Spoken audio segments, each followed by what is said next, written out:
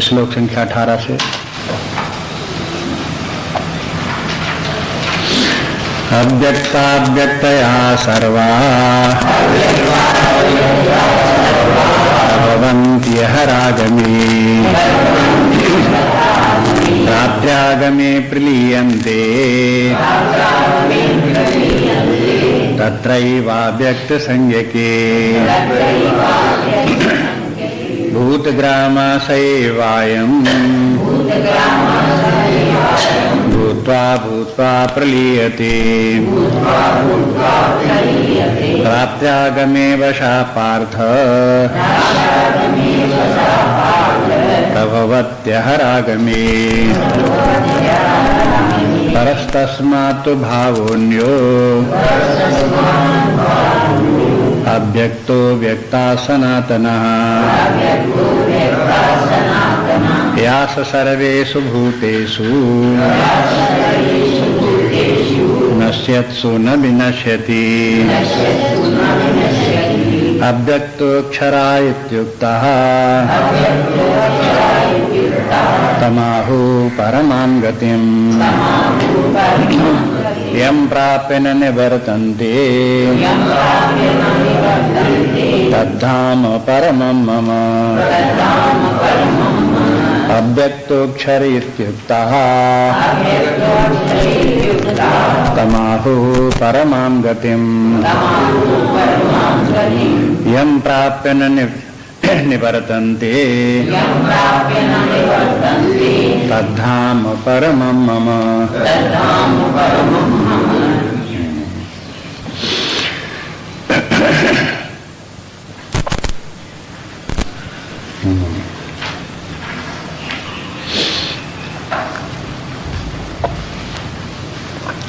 पिछले श्लोकों से विचार करते आ रहे हैं कि इस जगत को देखो, ये नाम रूपात्मक जगत जो है ये है माया की अव्यक्तावस्था से व्यक्तावस्था को प्राप्त हुआ है।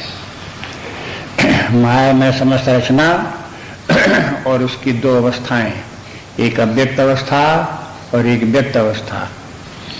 जिस समय ये जगत है ये सब माया का व्यक्त अवस्था है, जिसमें कि दृष्टा दृश्य भेद है, ज्ञाता ज्ञेय का भेद है, नाम रूप का भेद है। ये जहाँ दिखाई देता है ये सब माया में प्रपंच है और ये है माया का व्यक्त रूप है। प्रलय काल में ये माया अव्यक्त हो जाती है। जब अव्यक्त हो गई तो केवल माया ही अपने स्थिति में अव्यक्त रूप में स्थित है। तो इसके माने एक व्यक्त अव्यक्त को देखते हुए एक अव्यक्त नाम देना पड़ा माया को। अव्यक्त माया जब वो देखने में नहीं आती, अनुभव में नहीं आती है, लेकिन रहती है, संस्कार रूप में, वासना रूप में रहती है विद्यमान, सूक्ष्म रूप में विद्यमान रहती है। लेकिन उस अव्यक्त के माया का जो अव्यक्त रूप है वो भी जड़ है और उसका भी स्वामी बन करके एक अव्यक्त और है जो चेतन सत्ता है, वो नित्य विद्यमान है। तो इसलिए ये बताया कि देखो एक अव्यक्त और है, उसकी तरफ ध्यान दो, और वही जो अव्यक्त है वो हो अब अव्यक्तो अव्यक्तात्, अव्यक्तात् अव्यक्तः, माने वो अव्यक्त का भी अव्यक्त है। इसलिए उस परम तत्व को देखो। अब उसके साथ बता दिया कि देखो वो सनातन है, वो देखो अविनाशी है, नित्य विद्यमान रहने वाला है। बाकी ये है व्यक्त और अव्यक्त जो होने वाली माया है ये सब उसी के अधीन है और बनती बिगड़ती रहती है, विकारी है, परिवर्तनशील है। ये दोनों में अंतर है। लक्षणों को देख करके व्यक्ति को वस्तु की पहचान हो जाती है। तो लक्षण दिखा दिए कि जहाँ व्यक्ताव्यक्त अवस्थाएं हैं वो जगत है, माया में है, विनाशी है। और ऐसी अवस्था जो कि इनकी विनाशी का अधिष्ठान हो, जिसका कभी विनाश न होता हो, ऐसा जो अव्यक्त है वो एक दूसरा तत्व है, वो हो अनादि अनंत चेतना है, शुद्ध चेतना स्वरूप पूर्ण निर्विकार तत्व है, सनातन है, शाश्वत है। सनातन और अविनाशी इसलिए उसे बताया जिससे कि विनाशी जगत को देख करके आप अविनाशी की तरफ बुद्धि जा सके। जब विनाशी जगत देखोगे, परिवर्तनशील जगत देखोगे, तो अपने आप ही ये बात बुद्धि में आनी चाहिए कि अगर ये सब विनाशी परिवर्तनशील है तो अविनाशी क्या है? हाँ? तो जब अविनाशी क्या है का प्रश्न आवे तो इसका सबका अधिष्ठान अविनाशी है, जिससे ये जगत उत्पन्न होता है, जिसमें जगत ये स्थित रहता है, जिसमें लीन हो जाता है, वो तत्व जो है अविनाशी तत्व है, वो नित्य विद्यमान है। उसी तत्व की जो ये माया का जो अव्यक्त रूप है उसी की शक्ति है। अव्यक्त नामनी ही परमेश शक्ति ही, ऐसे बोलते हैं। अव्यक्त नामनी ही जो माया का अव्यक्त रूप है, अव्यक्त नाम वाली अव्यक्त नामनी ही परमेश शक्ति ही, वो परमात्मा की शक्ति है। इसलिए वो परमात्मा जो है अव्यक्तात् अव्यक्त हुआ, अव्यक्त का भी अव्यक्त हुआ। अब इस बात के ऊपर ध्यान दो, विचार करो कि अगर ये सब परिवर्तनशील जगत है, विनाशी जगत है, तो क्या आवश्यकता है कि कोई अविनाशी वस्तु होनी चाहिए? हाँ? अपने आप अपने विचार करो। अगर आपको लगे कि हाँ होनी चाहिए तो उसको ढूंढो, क्या है।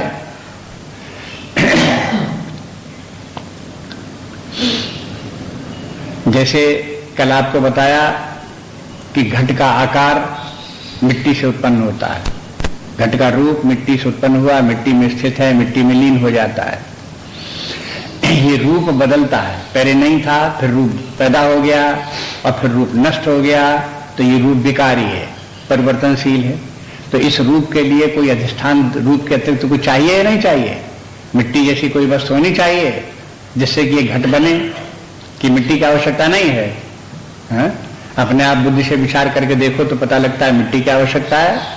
इसके माने घट जैसे विकारी वस्तु के लिए एक अविनाशी वस्तु, नित्य विद्यमान वस्तु, मिट्टी जैसी कोई वस्तु चाहिए।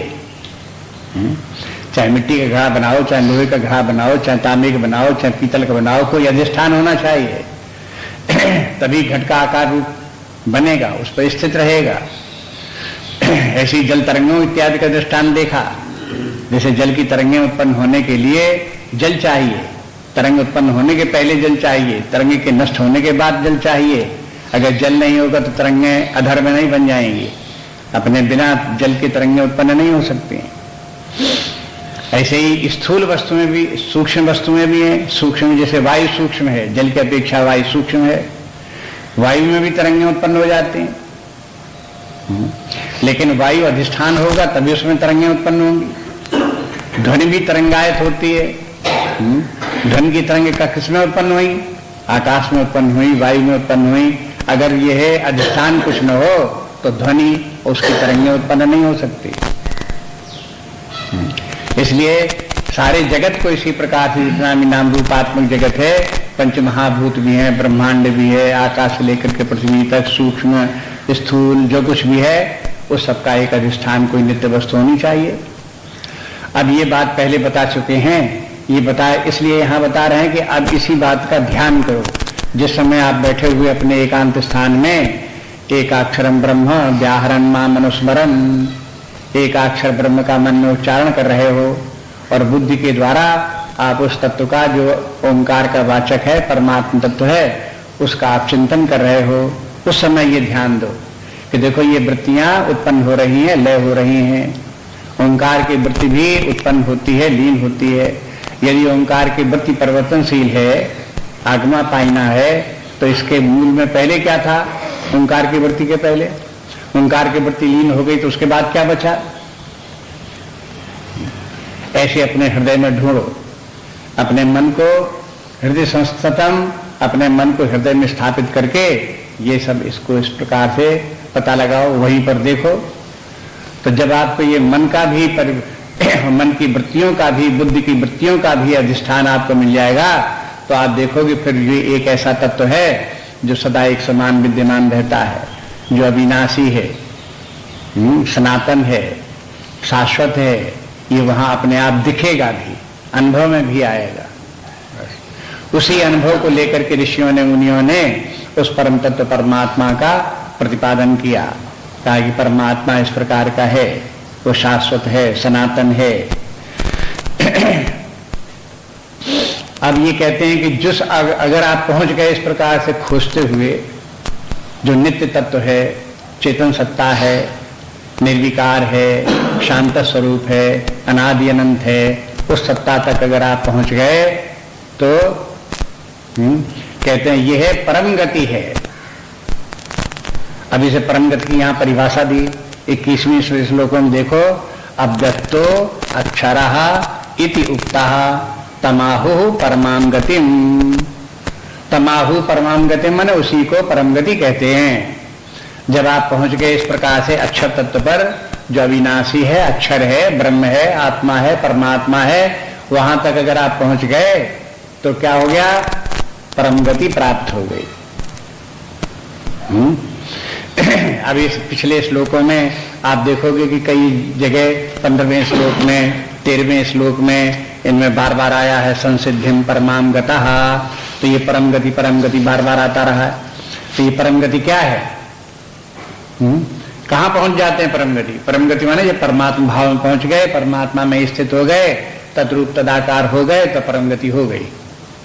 बस, उसके पहले परम गति नहीं। इसके माने ये निषेध कर दिया। परम गति के माने ये नहीं कि आपने अपने स्वधर्म सामान्य धर्म का पालन किया, स्वर्ग पहुंच गए तो परम गति हो गई, सदगति हो गई। हाँ, इसके आगे कोई गति ऐसा नहीं है। स्वर्ग से भी आगे और ब्रह्मलोक के भी और आगे पर ब्रह्म परमात्मा स्वरूप जो निर्विकार अद्वय है, लोकातीत सत्ता जो है, वहां पहुंच गए तो परम गति हो गई। और यम प्राप्त निवर्तनते, ये स्थान है जहां से फिर न निवर्तनते, फिर वहां से लौटते नहीं। निवर्तनते माने लौटते नहीं है। तद्धाम परमम मम, वही मेरा धाम है। भगवान कहते हैं, भगवान कृष्ण बोल रहे हैं, कहा कि देखो जिसका मैं करके जो बोलता रहता हूं, मैं मेरा स्मरण करो, मेरा चिंतन करो, मेरा ज्ञान प्राप्त होना चाहिए, ये सब जो मैं बोलता रहता हूं, तो मेरे के माने क्या है? मैं के माने क्या है? कहते हैं कि तद्धाम परमम मम, वही मैं हूं जो अनंत चैतन्य सत्ता है, जो परम गति है, जो अक्षर अविनाशी है, अव्यक्त से भी अव्यक्त है, जिसके परे और कुछ नहीं है, वही मैं हूं। जैसे भगवान कृष्ण कहते हैं कि देखो तद्धाम परमम मम, ऐसे ही जो व्यक्ति उस परमात्मा भाव को प्राप्त हो गया, अव्यक्त सत्ता, अक्षर सत्ता जैसे कि प्राप्त हो गई, उसी में स्थित हो गया, अब वो क्या कहेगा? हाँ, कि तद्धाम परमम मम, यही मेरा धाम है। धाम के माने वासस्थल। अंग्रेजी में इसको बोलते हैं एबोर्ड, माई लास्ट एबोर्ड। अंतिम जहां पर चलते चलते रास्ता खत्म हो गया और अपने घर पहुंच गए, विश्राम स्थल पहुंच गए। बस वही अपना स्वरूप है, वही अपनी सत्ता है, इसको पहुंचाना। अभी इस श्लोक में वैसे तो परम गति की परिभाषा हो गई, परमात्मा का वही स्वरूप हो गया, वही अक्षर अविनाशी हो गया, और वही वहां से फिर लौट करके कोई बात नहीं आता है, ये भी बात आ गई। लेकिन थोड़ा सा ये सब लौकिक शब्दों का भी प्रयोग करते रहते हैं। ऐसा लगता है कि वहां कोई एक मकान है जहां हम पहुंच जाएंगे तो वो धाम होगा, तो फिर वहां हम रहेंगे, एक कमरे में हम रहेंगे, एक कमरे में भगवान रहेंगे। ऐसे करके अगर कल्पना करो तो ये फिर गलत कल्पना है, ये इसका तात्पर्य नहीं है। धाम के मतलब ये नहीं है। धाम के माने केवल यही कि अनंत चेतना जो वही अपना स्वरूप है, अनन्य भाव आ गया। ये अनादि अनंत चेतना है, निर्विकार है, निर्लेप संग एक रस है, पूर्ण तत्व है, आनंद स्वरूप है, सर्वांतर्यामी है, सर्वाधार सर्वनियंता सत्ता है। बस यही अपना स्वरूप है। बस उसी भाव में स्थित रहते हुए अपने आप को प्राप्त करो, तब कह सकते हो कि अब हम अपने धाम में हैं। अपना धाम, जो उस धाम में जो व्यक्ति पहुंचता है उसका भी वही धाम है, और परमात्मा का वही धाम है। तो सब धाम यानी परमात्मा, और वो व्यक्ति जो वहां तक पहुंचा तो उसकी अपनी वैयक्तिकता वहां समाप्त हो जाती है। व्यक्ति की वैयक्तिकता, इंडिविजुअलिटी वहां जाके समाप्त हो गई, और वो परमात्मा स्वरूप हो गया। बस अपने परमात्मा स्वरूप होकर के परमात्मा भाव में स्थित है, और यही उसका आनंद है, यही उसकी पूर्णता की प्राप्ति है। न निवर्तन्ते।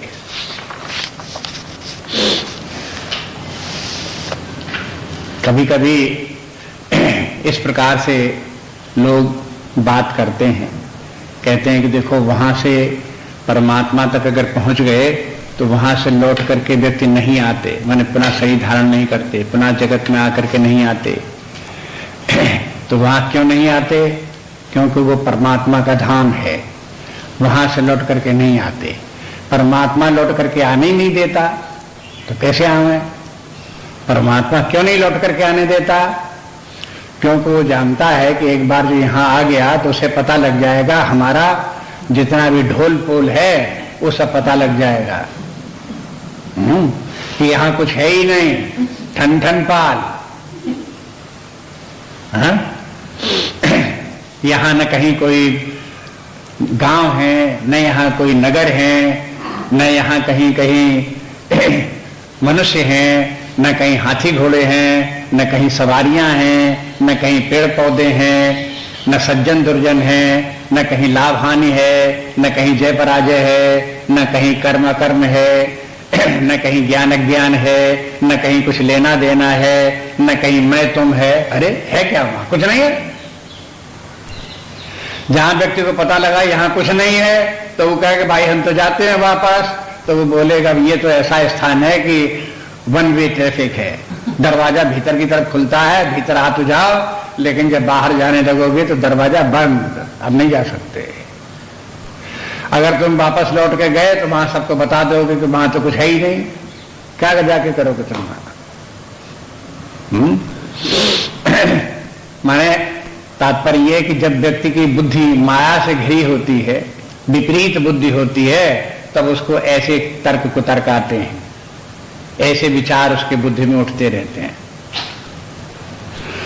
उसे ये नहीं समझ में आता कि हम इस समय जबकि नानात्व में हैं तो ये तो है, तो बहुत तरह तरह की वस्तुएं हैं, तरह तरह की चीजें हैं, तरह तरह का जीवन है, लेकिन ये सब दुख में है। दुखालयम अशाश्वतम, ये दुखालय अशाश्वत जो है ये है, ये व्यक्ति को समझ में नहीं आता। इसलिए वो उस परमात्मा पद को प्राप्त करने का प्रयास नहीं करता। वो धाम जो है परम धाम परमात्मा का है, वो दुखालय नहीं है, सुखालय है, आनंद भवन है, बस आनंद ही आनंद वहां पर है, परमानंद है, पूर्णता है, प्रसन्नता है। ये इस प्रकार की स्थिति है। तो अब जिसको व्यक्ति को दुखालय पसंद हो तो अपने दुखालय में बना रहे, तरह तरह की वस्तुएं देखता रहे, उनको प्राप्त करता रहे, भटकता रहे, जो जो उसे नहीं प्राप्त है उसकी कामना करता रहे और उनके लिए आंसू बहाता रहे बैठे बैठे कि मुझे ये नहीं मिला, अभी ये नहीं मिला, अभी ये नहीं मिला, अब कब मिलेगा, हे भगवान ये हमें कब मिलेगा, हे भगवान हमें ये कब मिलेगा, इसी का रोना रोता रहे बस। ये माया का खेल है।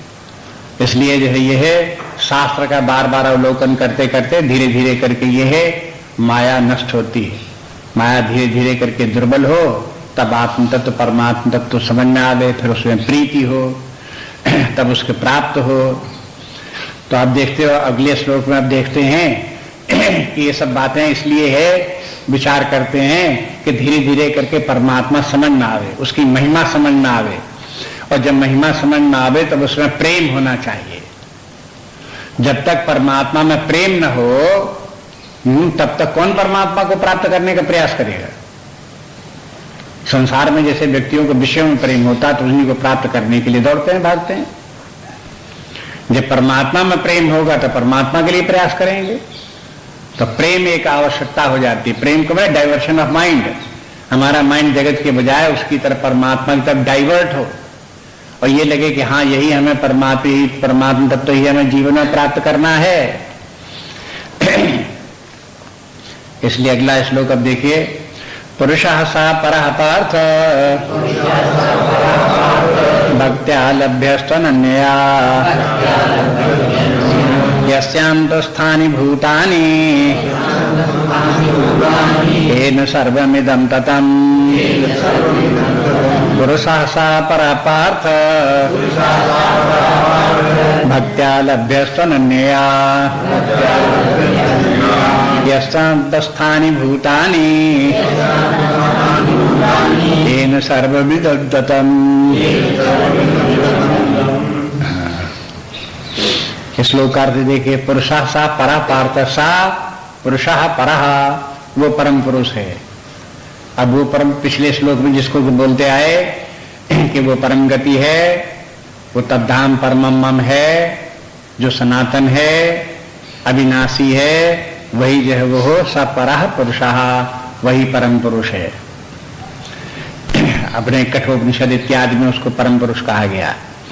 और फिर दूसरे बोले यस्तानि भूतानि, समस्त जगत भूत प्राणी सब उसी में स्थित हैं, उससे बाहर कुछ भी नहीं है। तीसरी बात येन सर्वमिदं ततम, उसी से ये सारे जगत का विस्तार हुआ है। तीन बातें उसके संबंध में। चौथी बात ये कि उसको प्राप्त, अगर परम गति है आपके मन में आवे कि हम उसे प्राप्त करना चाहते हैं, तो प्राप्त करने के लिए भक्त्या लभ्यः, तो वो भक्ति से प्राप्त होने वाला है। भक्ति होनी चाहिए। अब ये भक्ति को जोड़ो किसमें? पिछले श्लोकों में जो बताया कि उस परमात्मा का चिंतन करो, समस्त प्राण को भ्रूमध्य भाग में स्थापित करो, और फिर अपने मन का निग्रह करो, इंद्रियों का निग्रह करो, फिर अपने मन को हृदय में स्थापित करो, फिर हृदय में उस परमात्मा का नामोच्चारण करो। ये सब बात बताई, और उसके साथ कहते हैं एक बात और ध्यान में रखो, और वो ये है कि भक्ति भी होनी चाहिए। उस परमात्मा में जब भक्ति होगी तो वो प्राप्त होगी। अगर आपकी भक्ति या प्रेम या आसक्ति विषय में बनी रही, तो परमात्मा के लिए चाहे जितनी एक्सरसाइज करो तो भी वो प्राप्त नहीं होगा। आप रोज चाहते बैठे रहो, आप 3-3 घंटे बैठने का अभ्यास कर लो, पद्मासन का भी सिद्ध कर लो, ये सब हो जाएंगे, लेकिन परमात्मा की प्राप्त नहीं होगी। आप ध्यान करते करते अभ्यास आपको 10 साल 20 साल करो तो आपकी पीठ तखत हो जाएगी, बिल्कुल तखत की तरह सीधी, लेकिन आपको परमात्मा की प्राप्त नहीं होगी। उसके लिए आपको जरूरत है भक्ति की। उस भक्ति की आवश्यकता यहां बता देते हैं। लेकिन भक्ति की, यहां भक्ति को भी समझना चाहिए। भक्ति की परिभाषा क्या है, किसे भक्ति कहते हैं, उसको समझो। भक्ति किसे कहते हैं? ये जैसे नारद भक्ति सूत्र है तो उसमें भक्ति की परिभाषा दी है। हाँ? उसमें ये कहते हैं कि देखो, ईश्वरे परमानुरक्ति ही भक्ति ही, ईश्वरे, ईश्वर में परम अनुरक्ति भक्ति ही, ईश्वर में सबसे अधिक अनुरक्ति ईश्वर में ही हो। माने संसार में जितनी वस्तुओं में आसक्ति अनुरक्ति है, प्रेम है, उनमें सबसे ज्यादा प्रेम परमात्मा में हो, तब उसका नाम होगा भक्ति। अगर वही प्रेम परमात्मा में न हो करके अन्यत्र हो गया, तो वो कहीं कहलाता है प्रीति, कहीं कहलाता है वो राग, कहीं कहलाती है आसक्ति। ये नाम उसके बदल जाते हैं। ये सब प्रेम ही है जो ऊपर से लेकर के नीचे, जिसके प्रेम के आलंबन अनेक प्रकार के हो सकते हैं। जो श्रेष्ठतम आलंबन परमात्मा है, वहां वो प्रेम भक्ति कहलाता है। जब भक्ति शब्द आवे तो उसको समझ लो प्रेम है, ये परमात्मा के प्रति प्रेम, उसी का नाम भक्ति है। जिसे भक्ति, अगर माला कोई जप रहा है तो उसे कोई भक्ति कहे, या कोई तिलक चंदन लगाए हुए तो उसे भक्त कहें, या उसकी भक्ति कहलाए, या कहीं कोई पूजा कर रहा हो, आरती कर रहा हो तो उसे भक्ति कहें, ये तो औपचारिकता है, बाहरी दिखावा मात्र है। भक्ति, ये सब कार्य करते हुए भी भक्ति तब भक्ति होगी जब हृदय में परमात्मा के प्रति प्रेम हो। प्रेम न हुआ और ये सब ऊपर से कुछ भी करते रहे तो ये भक्ति नहीं, पाखंड भी हो सकता है। ये बिना प्रेम के ये सब जप इत्यादि करना केवल दिखावा मात्र, पाखंड मात्र भी हो सकता है। इसलिए ये कहते हैं कि ये वास्तव में ये भक्ति हो, भक्ति के अंग हैं ये सब जप इत्यादि, पूजा इत्यादि, लेकिन हैं तभी जब हृदय में परमात्मा के प्रति लगन हो, प्रेम हो, उसे प्राप्त करना चाहते हो। इसलिए ईश्वरे परमानुरक्ति ही भक्ति ही, इसे भक्ति कहते हैं। सातो अस्मिन् परम प्रेम रूपा अमृत स्वरूपा च, ये भी उसकी परिभाषा है भक्ति की। सातो अस्मिन् परम प्रेम रूपा, अस्मिन् माने परमात्मा, इसी परमात्मा में परम प्रेम रूपा, ये भक्ति परम प्रेम रूपा है, हाँ? और अमृत स्वरूपा है, और ये अमृत स्वरूप है। अभी प्रेम के परमात्मा के प्रेम में और जगत के अन्य वस्तुओं के प्रेम में एक अंतर दिखा दिया कि बाह्य जगत का जितने भी प्रेम हैं वे सब कैसे हैं, अविनाशी नहीं है, अमृत स्वरूप नहीं है, नित्य नहीं है। संसार में कहीं भी आपका प्रेम होता है तो कुछ काल के लिए हुआ, उसके बाद समाप्त हो जाता है। चाहे धन में हो, चाहे संपत्ति में हो, चाहे पुत्रों में हो, कलत्रों में हो, कहीं भी किसी भी वस्तु में हो, जो भी प्रेम होगा स्थायी हो ही नहीं सकता, नष्ट जरूर हो जाएगा, बदल जरूर जाएगा। लेकिन परमात्मा का प्रेम ऐसा है, वो स्वाभाविक प्रेम है और वो नित्य हुआ करता है, इसलिए अमृत है, अविनाशी स्वरूप है। अमृत के माने जिसका मरण न हो उसे अमृत कहते हैं। और अमृत का एक दूसरा अर्थ ये भी है कि वो बड़ा मधुर है। अमृत माने मीठा, अमृत जैसा मीठा, इसलिए वो बड़ा ही, परमात्मा का प्रेम बड़ा ही मधुर है, आनंददायी है। हाँ? अमृत के माने मधुर भी हो गया, आनंददायी भी हो गया और अविनाशी भी हो गया। इसलिए वो भक्ति ऐसी है, जो परमात्मा में भक्ति होती है तो सदा बनी रहने वाली होती है, सुख देने वाली होती है और उसमें मधुरता होती है। ये लक्षण उसके साथ में आ गए। तो ऐसी भक्ति जो है वो हो, जब किसी व्यक्ति के हृदय में आवे, जागृत हो, तब परमात्मा की प्राप्ति होगी। बिना प्रीति के, बिना भक्ति की परमात्मा की प्राप्ति नहीं होती।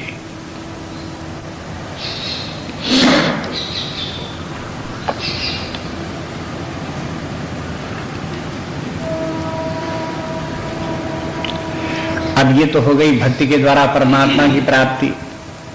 लेकिन भगवान ने भक्त्या लभ्या इतना कह के छोड़ा नहीं। उसके बाद में बोले तू अनन्या, और वो भक्ति भी, किंतु वो भक्ति अनन्य भक्ति होनी चाहिए। अब अनन्य भक्ति की व्याख्या करने की जरूरत नहीं।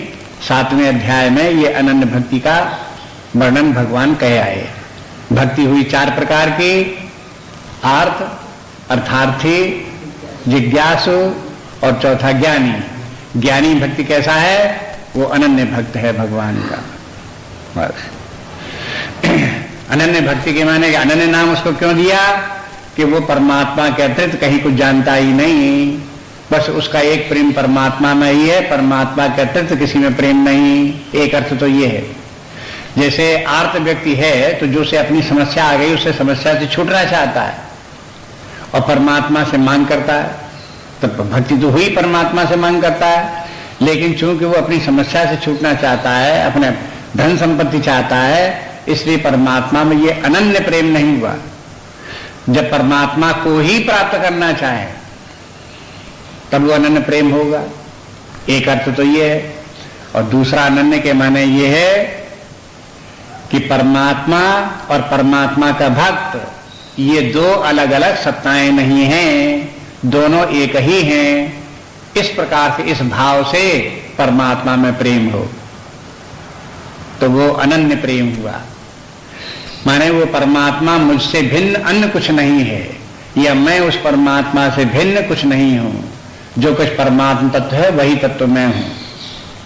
बस इस प्रकार का भाव जिसको होगा उसी को परमात्मा की प्राप्ति होगी। जब तक ये अनन्यता ना आवे तब तक परमात्मा की प्राप्ति नहीं होती। यदि अनन्यता नहीं आई, हम और परमात्मा दोनों एक नहीं हुए, तो क्या होगा? हम अलग, परमात्मा अलग। हम परमात्मा की प्राप्त करने वाले और परमात्मा हमारा प्राप्तव्य। एक प्राप्त करने वाला और एक प्राप्तव्य, ये 2 अलग अलग रहे। जब तक ये 2 अलग अलग रहेंगे तब तक परमात्मा की प्राप्ति नहीं होगी। क्योंकि परमात्मा जगत की कोई वस्तु नहीं है। जगत की वस्तुएं ऐसी होती हैं जो हमसे भिन्न होती हैं, दूर होती हैं, वो फिर हमें मिल जाती हैं, हमारे हाथ में आ जाती हैं। लेकिन परमात्मा जगत की कोई वस्तु नहीं है, इसलिए वो हमसे अन्य हो और अन्य हो करके फिर हमारे पास आ जाए, हमारे हाथ में आ जाए, ऐसा तो वहां होता ही नहीं। फिर क्या है कि जब हम परमात्मा से मिलकर के एक हो जाएं तो ही परमात्मा की प्राप्ति होगी। एकत्व भाव का अनुभव कि जो परमात्मा है वही हम हैं, और जहां इस प्रकार का अनुभव आया तो हो गया परमात्मा प्राप्त। फिर बात इस दूसरे प्रकार से देख लो कि यदि परमात्मा सर्वव्यापी है कि नहीं है, व्यापक है कि नहीं है? अगर कहो है तो परमात्मा हमारे अंदर विद्यमान हुआ कि नहीं विद्यमान हुआ? हमसे फिर परमात्मा कितनी दूर हुआ? अगर सर्वव्यापक है, सब जगह है, तो हमसे कितनी दूर है? उदाहरण आकाश का देख लो, आकाश सब जगह है तो आकाश हमसे कितनी दूर है? समुद्र तो जो है मानो पानी भरा हुआ है, वो तो हमसे दूर है। समुद्र तक हम जाएं तब समुद्र में मिले, लेकिन आकाश हम कहां जाएं तब आकाश मिलेगा? आकाश तो सब जगह है, हम आकाश में ही है, हमारे भीतर भी आकाश है। और उस आकाश को अगर हम प्राप्त करना चाहें तो क्या उपाय है? माने जो वस्तु प्राप्त है लेकिन हम उसको समझ नहीं रहे हैं कि हमें प्राप्त है, तो उसके प्राप्त होने का एकमात्र उपाय यही है कि हमें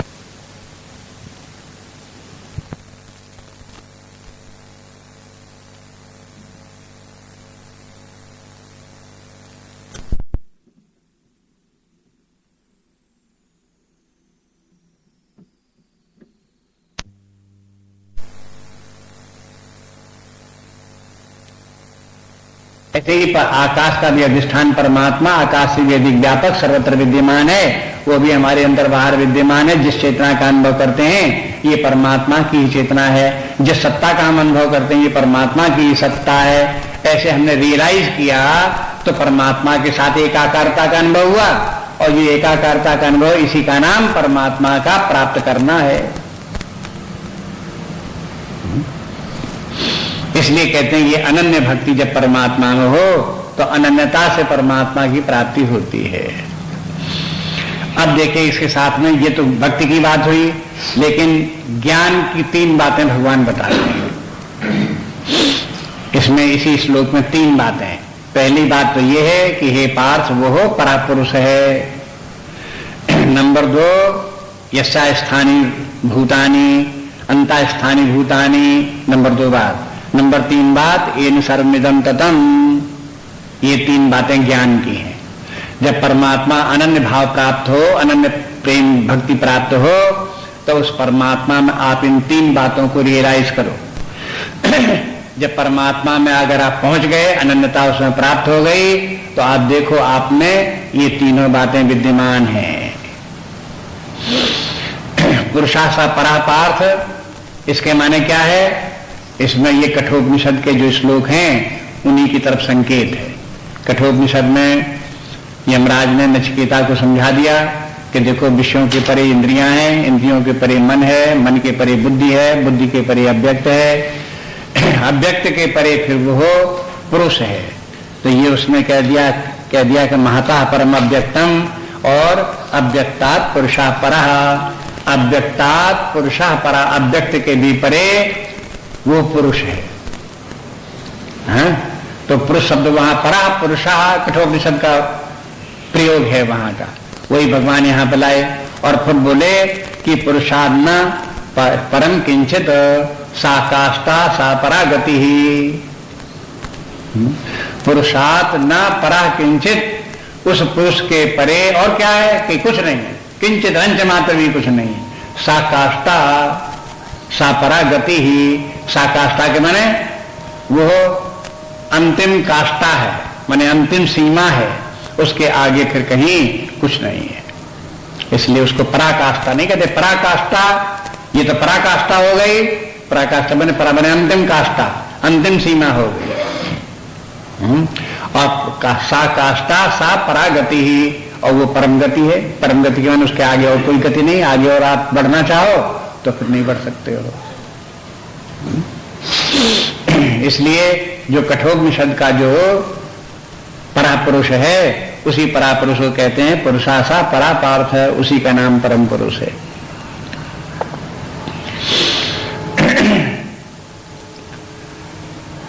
आपको ये भी बता चुके हैं पुरुष शब्द परमात्मा के लिए कब प्रयोग किया जाता है। अलग अलग लक्षण है। पूर्यते इति पुरुषः, जब वो कहीं परिपूरित हो तब उसे पुरुष कहते हैं। पूर्यते, वो परमात्मा सारे विश्व में परिपूरित है, सब में व्याप्त है, इसलिए उसे पुरुष कहते हैं।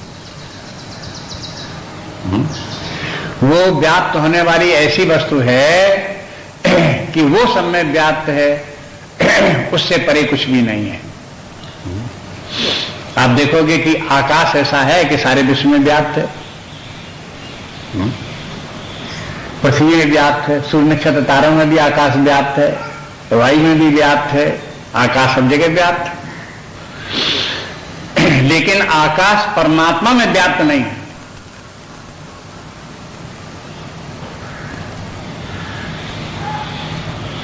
इसको ध्यान दो। लेकिन परमात्मा आकाश में व्याप्त है। परमात्मा आकाश से भी परे है, वो आकाश में भी व्याप्त है, और आकाश जहां जहां व्याप्त है वहां भी व्याप्त है। इसलिए उस परमात्मा से परे व्यापक तत्व और कोई नहीं है। इस दृष्टि से देखने के लिए बता दिया कि देखो पुरुषासा परहा, वो परम पुरुष है। अब देखिए, ये बार बार स्मरण करना चाहिए। ध्यान के समय जब व्यक्ति बैठा हो, परमात्मा में प्रेम है, उसी का चिंतन कर रहे हो, तो ये लक्षण जो परमात्मा के स्मरण करो कि सा परः पुरुषः, पीछे और उसके लक्षण अव्ययः, सनातनः, अव्यक्तः, ये सब उसके लक्षण उस समय याद करो। और देखो ऐसा ही है। जब आप अपने मन बुद्धि के अधिष्ठान रूप चेतन सत्ता तक, शांत स्वरूप चेतनानंद सत्ता पर पहुंचेंगे, तो ये सब लक्षण उसमें देखने में आएंगे। इसलिए कहती है पुरुषासा परापार्थ। एक बात ये हो गई, पुरुषासा परापार्थ के माने एक शब्द में बोलेंगे वो सर्वव्यापी है, व्यापक तत्व है। नंबर 2 बात, यस्यांतस्थानी भूतानी, अंतस्थानी भूतानी, ये समस्त भूत प्राणी उसी में स्थित है। पंच महाभूत भी पंचीकृत उसी में है, और जितने भी जीव हैं ये भी सब उसी में स्थित हैं। सब उसी में स्थित है कि माने वो सर्वाधिष्ठान है। अधिष्ठान, अधिष्ठान के माने सबस्ट्राटम, जिसमें अब ये जगत के लिए, तो अगर परमात्मा न हो तो ये जगत कैसा हो जाए, निराधार जगत हो जाए है? और निराधार जगत जो है, ये नाम रूपात्मक निराधार जगत रह नहीं सकता, इसे आधार चाहिए। इसलिए सबका आधार, जितने भूत प्राणी हैं उन सबका अंतिम आधार परमात्मा है। इसलिए अधिष्ठान बताने के लिए बता दिया, यस्यांतस्थानी भूतानी, भूतानी बहुवचन में हो गया। जितने भी जड़ चेतन भूत प्राणी हैं वे सबके सब इसी पर आश्रित हैं, इसी परमात्मा में ही स्थित हैं, इससे बाहर नहीं है। अंतस्थान के माने इसी के अंदर है, बाहर नहीं। अब देखो एक रूप बना आपको परमात्मा का, कैसा बन रहा है? एक एक शब्द जितने भी हैं उनको सबको बुद्धि में स्मरण रखो और उसी में एक एक करके जोड़ते जाओ। हाँ? एक सनातन सत्ता है, चेतन सत्ता है, अव्यक्तात् अव्यक्त है, तो उसी के साथ जोड़ लो कि वही सर्वव्यापक है। ये भी देख लो कि वो सर्वाधिष्ठान है। इन सबको ध्यान रखो, एज ए होल करके एक कॉन्सेप्ट बनाओ कि इस प्रकार का परमात्मा हुआ, और उसी प्रकार के परमात्मा को अपने हृदय में खोजो। तद्रूप ही मिलना चाहिए। तद्रूप अगर मिल गया तो परमात्मा तक पहुंच गया, परम गति हो गई यार। उसके बाद में बोले कि एन सर्वमिदं ततम, और ये सारा जगत उसी से उत्पन्न हुआ है। इसके माने क्या है कि परमात्मा इस समस्त जड़ चेतन जगत का अभिन्न निमित्तोपादान कारण है। वेदांत की भाषा है ये, भगवान की भाषा ये कि एन सर्वमिदं ततम। जैसे यहां कहा एन सर्वमिदं ततम, ऐसे 18वें अध्याय में यही पद फिर भगवान ने बोल दिया, एन सर्वमिदं ततम। मैंने सारा जगत उसी से उत्पन्न हुआ है। समस्त जगत का आदि कारण परमात्मा ही है। ततम के माने तनोति तंता ततम, माने जिससे कि सबका विस्तार हुआ है, फैला हुआ है। उसी परमात्मा से सारा जगत निकल करके विस्तार पा करके नाम रूपात्मक जगत का विस्तार हो गया है। उस परमात्मा को पहचानो, उस पर तरफ ध्यान दो।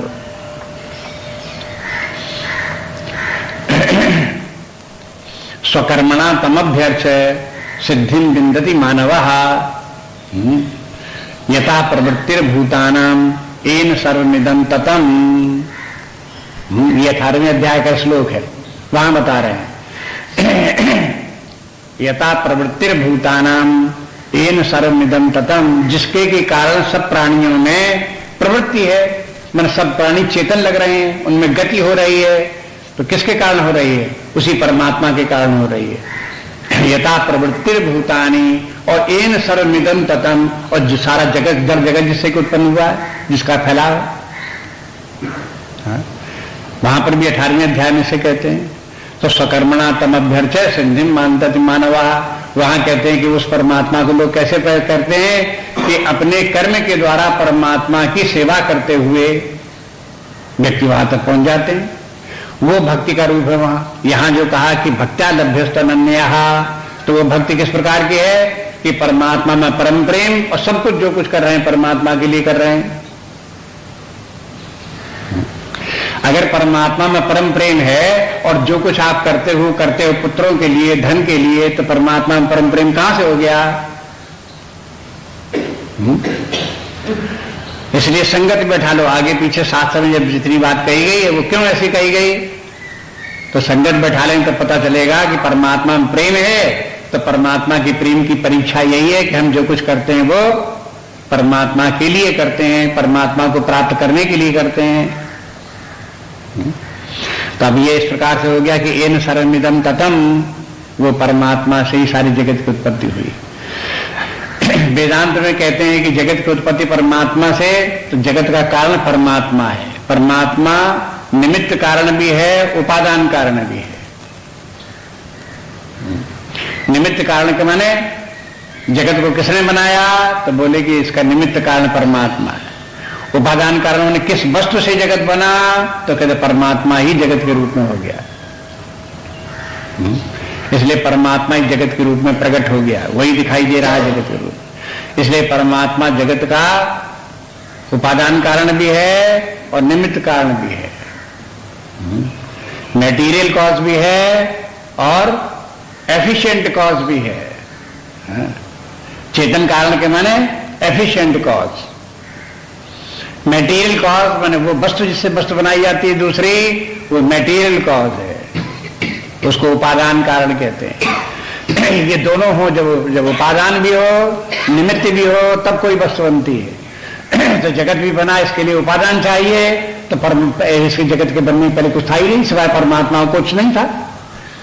अगर कुछ होता तो परमात्मा उससे जगत को बना देता। इसलिए जब कुछ है ही नहीं तो उपादान परमात्मा ही को बनना पड़ेगा, वही उपादान बना, उससे जगत बना। लेकिन उपादान के साथ साथ ये भी होता है कि जिस वस्तु से, जैसे मिट्टी से घड़ा बनाएगा तो मिट्टी स्वयं घड़ा नहीं बन जाती, उसके लिए कुम्हार चाहिए जो घड़ा बनावे। इसी प्रकार ये परमात्मा तत्व से ये जगत बना, तो इस जगत का बनाने वाला कोई होना चाहिए, बनाने वाला कोई चेतन सत्ता चाहिए। अब ये चेतन सत्ता कहां से आवे? उस परमात्मा के अतिरिक्त कोई दूसरा है नहीं, वही चेतन सत्ता है, तो वही एफिशिएंट कॉज हो गया। बस परमात्मा इस प्रकार से उसको दोनों को मिला करके इस पर बन गया वेदांत में अभिन्न निमित्तोपादान कारण। अभिन्न के माने अलग अलग नहीं, एक ही निमित्त कारण भी है और वही उपादान कारण भी है। अभिन्न निमित्तो उपादान कारण, वो इस प्रकार से हो गया है। तो उसको बताने के लिए ये बोल दिए कि एन सर्वमिदं ततम, वही परमात्मा ही सारे जगत के रूप में विस्तार पा गया। तो ऐसे बोल दिया, ये बोलने की भाषा इस प्रकार की हो गई। और वेदांत की भाषा आपको बता दी जिसमें कि उपादान कारण, निमित्त कारण ऐसे शब्द बोले जाएंगे और फिर उनसे होगा। तो ततम के माने जो है ताना बाना बुन करके कुछ बना दिया जाए। जैसे कि एक कपास है, सूत है, और सूत कपास को उससे सूत काट करके और उसके बाद ताना बाना बना करके कपड़ा बुन दिया गया। और कपड़े के बुनने में बुनते समय उसमें कुछ चित्रकारी भी बना दी गई, उसकी बिनाई इस प्रकार की कर दी गई कि उसमें कुछ दिखाई देने लगा, कोई व्यक्ति दिखाई देने लगे, कहीं कुछ दिखाई देने लगे। जैसे कभी कभी पुरानी धोतियां होती तो किनारी होती तो मोर बनी रहती थी, तो अब ये मोर बना दो, उसमें ऐसे बिनाई कर दो, मोर बनी दिखाई दे, एक के बाद मोर मोर मोर बनती चली जा रही है। तो अब ये बनती चली जा रही, मोर है क्या? उसका नाम मोर जो है कुछ नहीं सिवाय को कपड़े के, और कपड़ा कुछ नहीं सूत के है, और सूत कुछ नहीं कपास के। इस प्रकार से ये देखो कि ये सबका सब ये है, तनोती के माने यही है, उन्हीं के ताना बाना जैसा बिनता हुआ सारा जगत का विस्तार उसी से हो गया। उसी परमात्मा ने अपने आप को ही जगत के रूप में इस प्रकार से व्यक्त कर दिया। तो इसे इन सबसे इस श्लोक से परमात्मा का अद्वैत भाव भी पता चलता है। देखो परमात्मा अद्वैत वस्तु है और अद्वैत के ज्ञान से ही परमात्मा की प्राप्ति भी होती है। इस श्लोक में दोनों बातें आ गई। जब ये कहते हैं पुरुषा परहा तो भी अद्वैत का सूचक है, और यशांत स्थानी भूतानी ये भी अद्वैत का सूचक है, और उसके बाद में एन सर्वमिदं ततम ये भी अद्वैत का सूचक है। अब किस प्रकार से आप स्वयं देखोगे तब पता लगेगा कि अद्वैत इसमें कहां है। अगर एन सर्वमिदं ततम में देखो परमात्मा ही का विस्तार हुआ, ये सब जगत उसी से बन गया और समिट करके सब परमात्मा में लीन हो जाता तो अद्वैत तो हो ही गया। हाँ? जब ये अद्वैत हो गया, जब ये कहते हैं यशा स्थानी भूतानी, ये सारा जगत जितना भी परमात्मा पर ही आश्रित है, परमात्मा इसका अधिष्ठान है, इसके माने जगत की स्वतंत्र सत्ता नहीं है। अगर जगत की स्वतंत्र सत्ता नहीं है तो इसके माने क्या हुआ, एक परमात्मा ही तो है, अद्वैत ही तो हुआ। हाँ? वो परमात्मा सारे जगत में व्याप्त है, सब जगह विद्यमान है, सब में जो चेतना भास हो रहा है सब उसी के कारण से हो रहा है, इसके माने परमात्मा अद्वैत है। और अद्वैत होकर के ही प्राप्त भी होगा। जब तक द्वैत बना रहेगा तब तक माया है, तब तक अविद्या है, उसकी प्राप्ति नहीं होगी। जब परमात्मा भाव में स्थित हो गए, एकाकारता आ गई, तब अनन्य हो गया। भक्त्या लभस्तु अनन्य, यहाँ जहां अनन्य भाव आ गया तब परमात्मा की प्राप्ति हो गई। वो भी अद्वैत की बात है। इसलिए ये श्लोक जो है पूरा वेदांत का अद्वैत का ही निरूपण करता है। अगला श्लोक देखिए।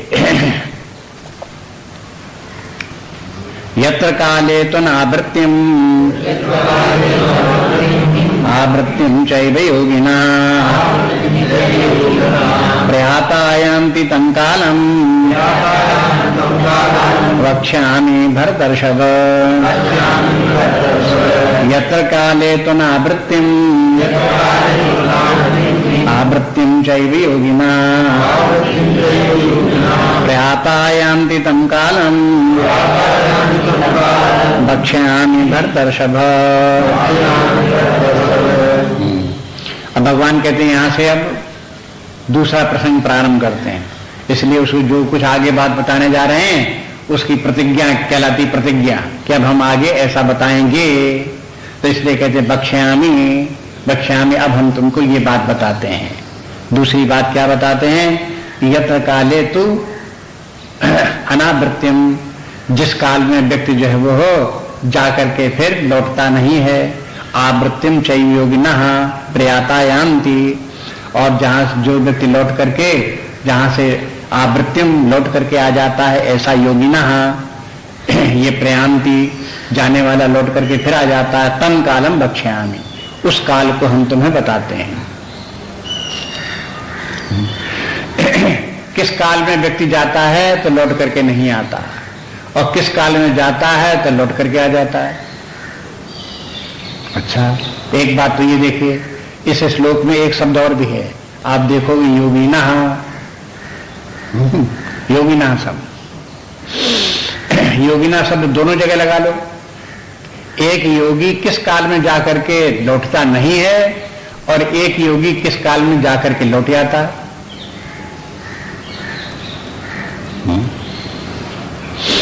दोनों के लिए योगी शब्द है। इसके माने जो योगी नहीं है उनकी तो चर्चा ही नहीं, उनका क्या होता है, उनको तो छोड़ ही दिया है। माने यहां से ऐसे समझ लो कि एक तो ये है अधर्मी व्यक्ति हैं, जिनको धर्म से, स्वधर्म, सामान्य धर्म से कोई मतलब ही नहीं, जो कि अधर्म के रास्ते पर चल रहे हैं, जिनका एकमात्र आश्रय सत्य नहीं असत्य ही है। बस झूठा ही इनका क्या आश्रय है, झूठा ही लेना, झूठा ही देना, झूठा ही भोजन, झूठ चबेना, हर वक्त झूठा ही झूठ, झूठा ही झूठ। एक तो उनकी गति इस प्रकार से, उनकी अलग बात, उनकी तो चर्चा ही नहीं कि उनकी क्या गति होगी, वो कहां जाएंगे, क्या होगा, उसकी मत पूछो कुछ। अब बात उनकी रही जो अपने स्वधर्म का, सामान्य धर्म का पालन करने वाले हैं, सत्य, हिंसा, ब्रह्मचर्य, परिग्रह इत्यादि का जो पालन करने वाले हैं, जो अपने स्वधर्म का पालन करने वाले हैं, ऐसे व्यक्ति जो है वो प्रयातः शरीर छोड़ करके जाएंगे तो फिर वो स्वर्ग तक पहुंचेंगे और स्वर्ग से लौट करके फिर आ जाएंगे। ये इनकी पुनरावृत्ति गति इस प्रकार के उनका वर्णन करते हैं। ये भी भले लोग हैं, सत्पुरुष हैं, योगी लोग हैं ये। लेकिन उसके बाद जो है वो जो लोग हैं जब विरक्त हो गए और विरक्त होने के बाद ज्ञान विज्ञान के द्वारा परमार्थ प्राप्त करके परमात्मा को प्राप्त कर लिया तो फिर वहां से फिर लौट करके नहीं आते। इसलिए ये चर्चा किन लोगों के लिए है आगे पुनरावृत्ति अपुनरावृत्ति के, तो वैसे तो पुनरावृत्ति गति इनकी भी है। ये अधर्मी लोग जो है पाप दुख इत्यादि में जाकर के नरक वास करते हैं और नरक में दुख भोगने के बाद में फिर लौट करके आते हैं, फिर आते हैं तो फिर मनुष्य शरीर मिल जाए या कीट पतंग पर शरीर मिल जाए या मनुष्य शरीर मिल जाए, लौट करके तो वो भी आते हैं। लेकिन उन लौट करके आने की बात नहीं करते। जो अधोगति को प्राप्त होते हैं, नरक आदि जाते हैं, उनके लौट के आने की बात नहीं है। आगे के जो वर्णन दो आते हैं वो उन लोगों के आते हैं जो लोग की अपने सत्कर्म इत्यादि के द्वारा स्वर्ग जाते हैं और लौट करके आ जाते हैं। दूसरे वे लोग जो कि परमात्मा को प्राप्त कर लेते हैं, परमात्मा को प्राप्त कर लेते हैं, फिर पुनः शरीर धारण नहीं करते। ये इस श्लोक में साफ कर दिया भगवान ने। यत्र काले तुनावृत्तिम आवृत्तिम। अब एक बात और भी ध्यान है, यत्र काले, काल शब्द का इसमें प्रयोग किया है। ये काल शब्द जो है कंफ्यूजिंग है बहुत। एक प्रकार से कहना चाहिए पौराणिक शैली ही है। पुराणों में जैसे बोल दिया जाता प्रतीकात्मक शब्दों का प्रयोग कर दिया जाता है, उसी प्रकार से ये इसका प्रयोग है। लाक्षणिक है कि मैंने बोला तो गया काल, लेकिन काल का अर्थ काल नहीं है। काल का अर्थ है अवस्था। किस काल में कि मैंने किस अवस्था में। जैसे मान लो कोई सरकारी कहीं कोई पद के ऊपर कोई व्यक्ति कार्य कर रहा हो, तो वो पूछे हमारा प्रमोशन कब होगा, तो कोई कह दे 3 साल बाद होगा, तो काल की गणना होगी। 3 साल बाद तुम्हारा प्रमोशन हो जाएगा, तो 3 साल वो गिनता रहेगा कब 3 साल हो। जब 3 साल हो तब कहेगा अब हो गए 3 साल, अब हमारा प्रमोशन हो जाना चाहिए। ये तो काल की बात हुई हो। यदि उसके स्थान पर ये कहें कि भाई तुम्हारा प्रमोशन तब हो जाएगा, उस काल में होगा जिस समय तुम ये अमुक परीक्षा पास कर लोगे। अब बताओ कौन सा काल हुआ ये? कै साल के बाद हुआ ये काल नहीं हुआ, कंडीशन हुई है। कहेंगे काल कि जब ये परीक्षा पास कर लोगे तब वहां पहुंचोगे, तो जब तब का क्या है? ये तो कालवाचक शब्द है। लेकिन कालवाचक होते हुए भी वो काल के वाचक नहीं है, वो है कंडीशनल, कंडीशन के वाचक है। इसी प्रकार से यहां जो काल शब्द का प्रयोग किया गया है वो काल कंडीशन के लिए बताते हैं। किस अवस्था में व्यक्ति होगा जो वो लौट करके पुनः आ जाएगा, और किस अवस्था में होगा जब लौट करके नहीं आएगा। और ये बात आपको अर्थ लगाना कोई मुश्किल नहीं। अगर पिछले श्लोकों में परागति संसिद्धिम लभते परमाम गतिम, इस प्रकार से बार बार आप देख रहे हो और पढ़ते चले आ रहे हो कि परम गति वो परमात्मा है, वहां से लौट करके नहीं आना पड़ता, और वो परम गति के लिए क्या भक्ति से लभ्या तो अनन्य, अनन्य भक्ति से वो प्राप्त होता है, ज्ञान से प्राप्त होता है, विज्ञान से प्राप्त होता है। तो वहां काल के माने क्या हुआ? जब व्यक्ति को ज्ञान विज्ञान परमात्मा का प्राप्त हो, परमात्मा में जब भक्ति आ जाए और जब परमात्मा में अनन्य भक्ति आ जाए, उस काल में वो हो परमात्मा को प्राप्त करके लौट करके दोबारा फिर नहीं आएगा। नहीं तो ये काल शब्द व्यक्तियों को बहुत कंफ्यूजिंग है। शाब्दिक रूप से अगर देखते रहो तो लोग जनी कितने लोग जो भी 60वें अध्याय को पढ़ते हैं वो ये जरूर पूछते हैं कि उत्तरायण क्या होता है, दक्षिणायन क्या होता है, और उत्तरायण मरने वाले अरे भीष्म पितामह की तरह सरसैया पे पड़े हुए हैं, उत्तरायण का रास्ता देखा है, जब उत्तरायण आवे तब वो मरे तब शरीर छोड़े। अगर उनसे ये भी कहो भी कि ये काल जो है वो कंडीशन के लिए बताने वाला है, एक अवस्था विशेष जीव की बताने वाले हैं, तो ये कहेंगे कि फिर भीष्म पितामह उत्तरायण की रास्ता क्यों देखते रहे, क्यों शरीर नहीं छोड़ा? अभी उनकी शंका समाधान नहीं हुई। अब बाकी के उसमें भी, महाभारत में भी, वो भी पौराणिक है। महाभारत में इतिहास जरूर है, लेकिन इतिहास के साथ पुराण सब जगह मिला हुआ है। पुराण एक ऐसा भारतीय सनातन धर्म में है कि वेदों में भी पुराण मिला हुआ है। पुराण तो रखे व्यास जी ने तो पुराण है ही नहीं, साफ साफ नाम ही उनमें पुराण है। महाभारत लिखा तो उसमें भी पुराण घुस पड़ा, रामायण लिखी तो उसमें भी पुराण घुस पड़ा, गीता लिखी तो उसमें भी पुराण घुस पड़ा। पुराण तो सब जगह आ ही जाएगा। वो बिना पुराण के तो यहाँ के सनातन धर्म की चर्चा हो ही नहीं सकती। उसकी शैली ही है वर्णन करने की, पौराणिक शैली।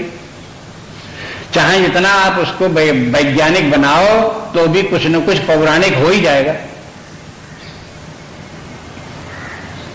क्योंकि मेंटल कंडीशन ही यहाँ के इस प्रकार की है। भारतीय लोगों के चिंतन का, बोलने का तरीका और चिंतन करने का तरीका ही पौराणिक है, तो क्या करोगे उसमें? कहां भाग करके जाओगे?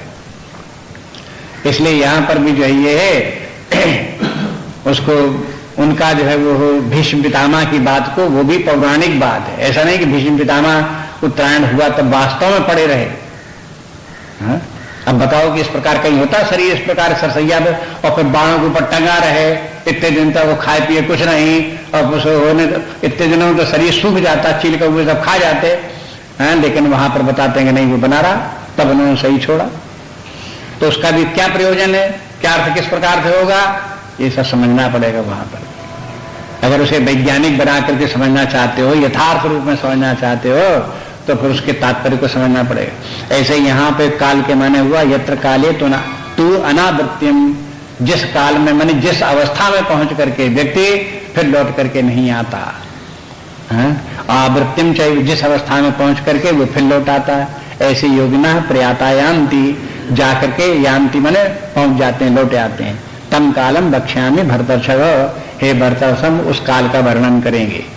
अब जब आगे काल का वर्णन करेंगे तो वहां पर भी आप देख लो भगवान किस प्रकार से काल का वर्णन करते हैं। काल का वर्णन काल का करते हैं, लेकिन वो सब काल प्रतीकात्मक काल ही है, प्रतीकात्मक।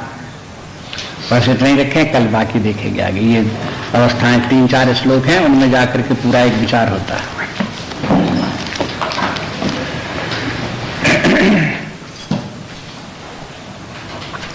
नान्या स्पृहा रघुपते हृदय सुमदीये, सत्यं वदामि च भवान् अखिलान्तरात्मा, भक्तिं प्रयच्छ रघुपुङ्गव निर्भरां मे, कामादिदोषरहितं कुरु मानसं च। श्री राम जय जय राम, श्री राम जय जय राम, श्री राम जय जय राम, श्री राम जय जय राम, श्री राम जय जय राम, श्री राम जय जय राम, श्री राम जय जय राम, श्री राम जय जय राम,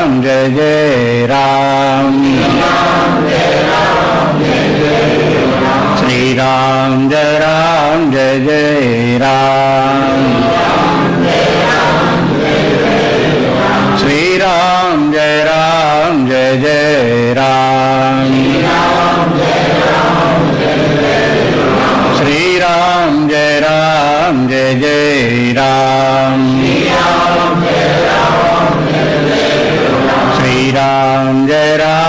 जय जय राम, श्री राम जय जय राम, श्री राम जय जय राम, श्री राम जय जय राम, श्री राम जय जय राम, श्री राम जय जय राम, श्री राम जय जय राम, श्री